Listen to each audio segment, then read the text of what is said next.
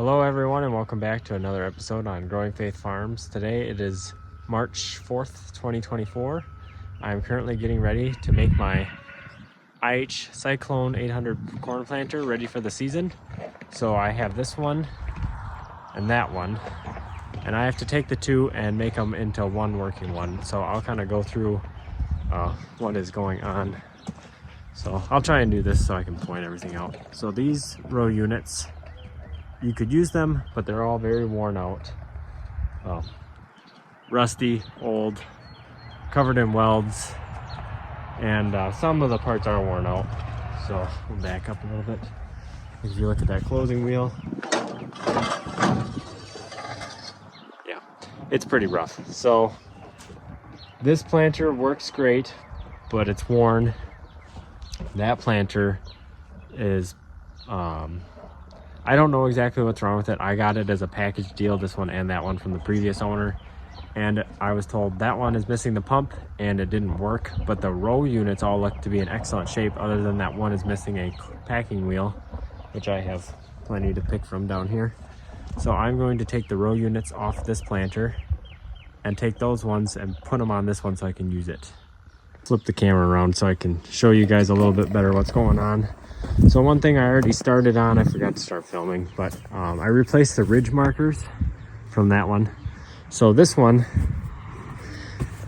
you can see how there's a pin that locks it in so that this pin stays put and then this pivots off of it and you can grease that. Well, this one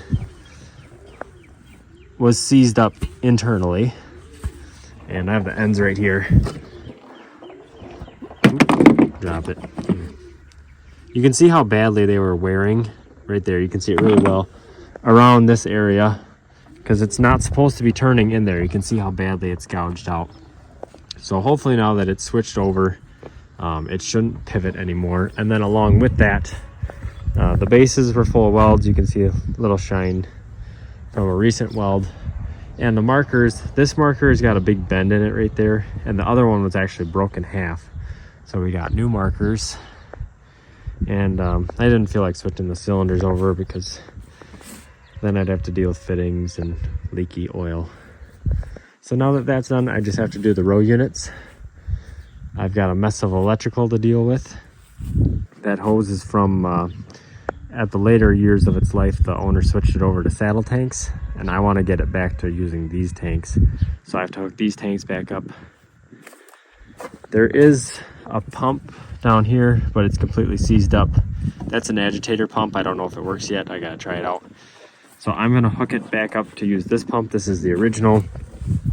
The way it works is when the planter's moving, this thing spins and it kind of pushes the fluid through.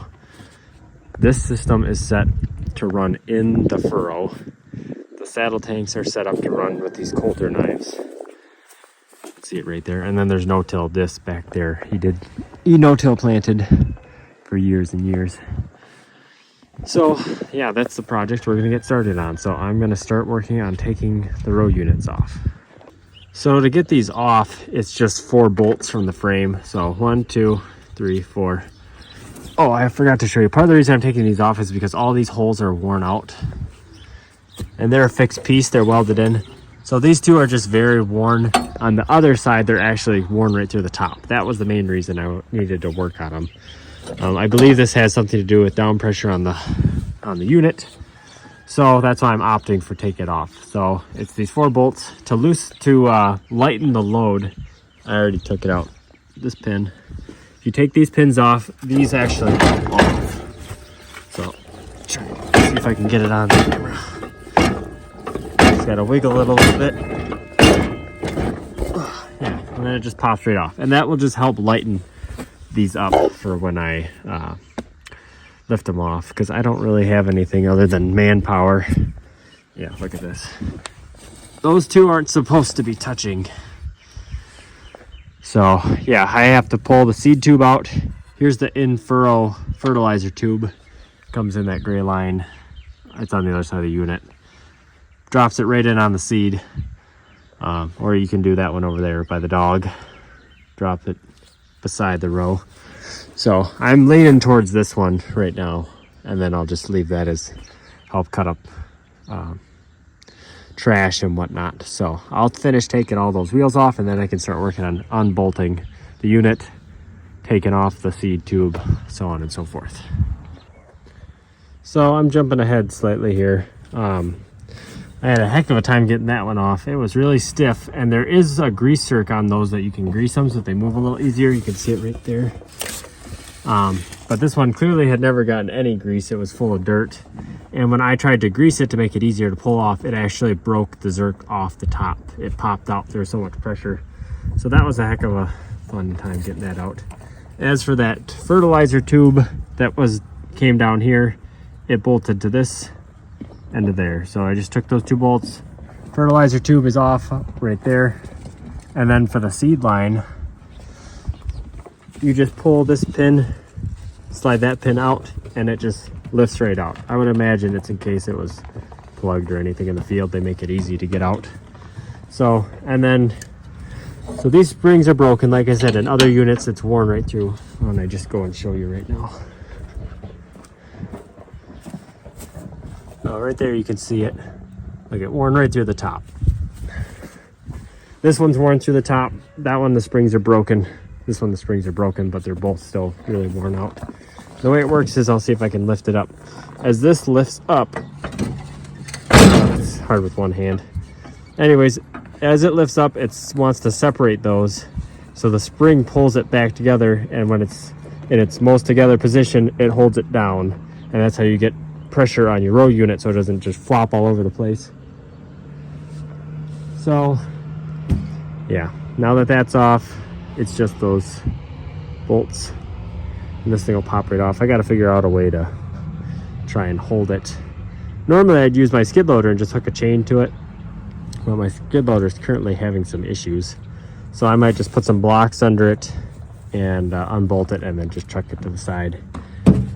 And then I was thinking about possibly taking off these brackets to make it lighter, because I don't need the insecticide boxes, or whatever they're called, these things right here. We don't use them anymore. So I might do that to make it a little bit lighter and easier to move, and then I get rid of unnecessary material. So yeah. All right, so I have my first row unit off. Just kind of backed it up a little bit for now.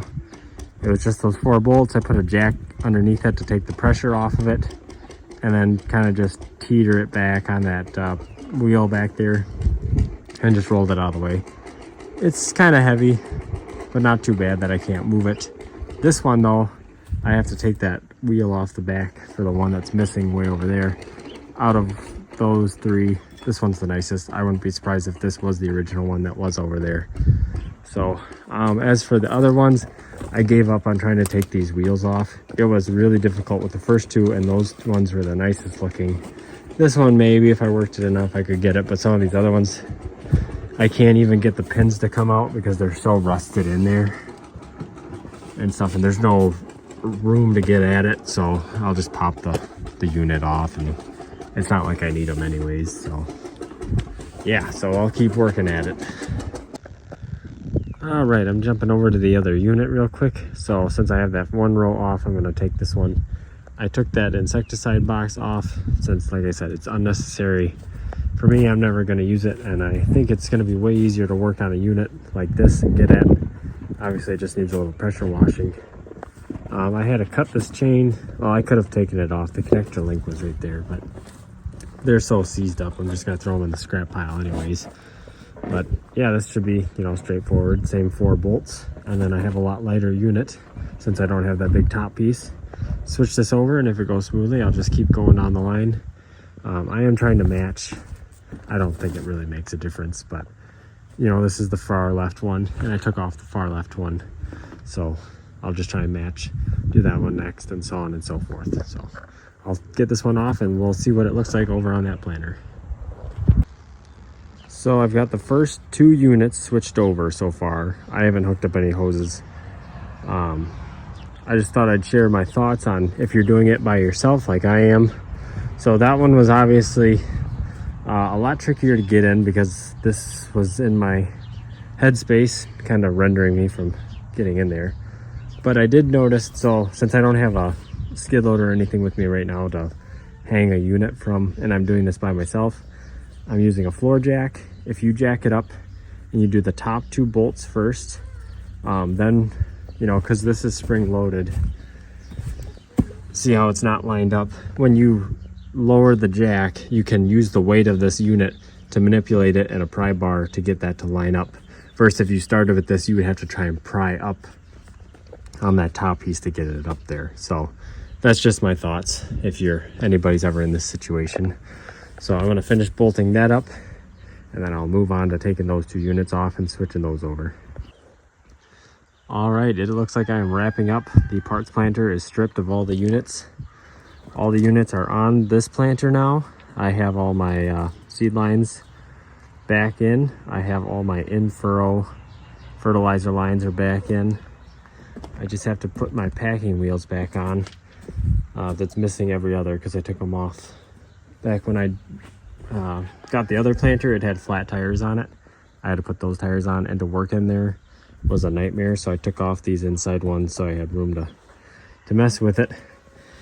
And for this one, I started it and it was hard going on, and so I took it right back off, and then I just squirted a little bit of used engine oil and it just slid right on, no problem. So if you're ever in that situation, it makes a world of difference if you can get just even a little bit of oil in there.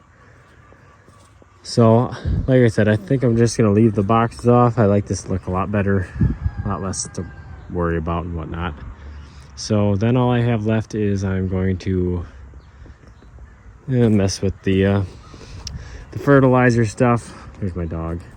It's Bucky.